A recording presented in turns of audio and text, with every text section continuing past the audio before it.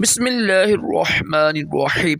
फरमान मुस्तफ़ा सल्लल्लाहु अलैहि वसल्लम, जो मुझ पर एक बार दुरूद शरीफ पढ़ेगा अल्लाह पाक उस पर 10 रहमतें भेजता है। सल्लु अला हबीब। मुस्लिम शरीफ की हदीस से बाग है। 3 उंगलियों से खाना खाना सुन्नत है। हमारे राशिद अतारी नूरी दवा खाने की तरफ से आप देख रहे हैं मुजरब नुस्खे। एक नुस्खा लेकर आया हूँ कब्ज़ के हवाले से। देखिए, ये कब्ज़ ये है ना, इसके अल्हम्दुलिल्लाह मैंने 80 इलाज भी बताए हुए हैं और भी बेशुमार मेरी वीडियोस हैं कब्ज़ के मौजू पर ना। कोशिश करें यार कि जो है ना हल्की बुल्की सुबह वॉक किया करें।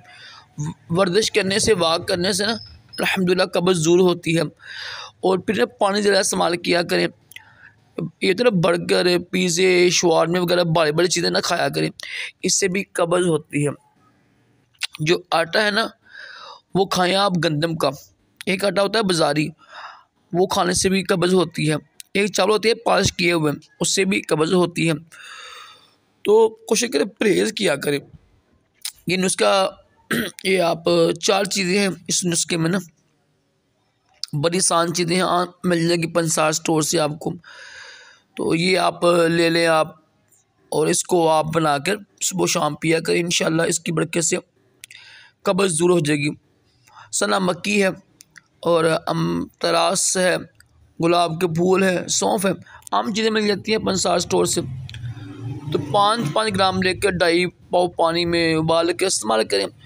इंशाल्लाह कब्ज़ का मुजरब इलाज है। अल्हम्दुलिल्लाह मेरे बहुत प्यारे दोस्त हकीम हैं, अशरफ शाह साहब भी हैं, उनका ये अता करता है। तो लाजमी कीजिएगा, परहेज़ लाजमी किया करें। जब तक परहेज़ ना करेंगे, नान, समोसे, पकोड़े, शवारमे जो खाते हैं ना, बड़ी बड़ी चीज़ें खाते हैं घर में भी, इससे कब्ज़ होती है। ज़्यादा पानी इस्तेमाल करें, ठीक है, वॉक किया करें, तो इंशाल्लाह इससे बड़ा फ़र्क पड़ेगा। अल्लाह पाक हम सब को भी कब्ज़ और तमाम जिस्मानी रूहानी बीमारियों से महफूज रखे, दोनों जहानों की भलाइयाँ अता करे। सल्लु अल हबीब सल्लल्लाहु तआला अला मुहम्मद सल्लल्लाहु तआला अलैहि व आलिहि वसल्लम।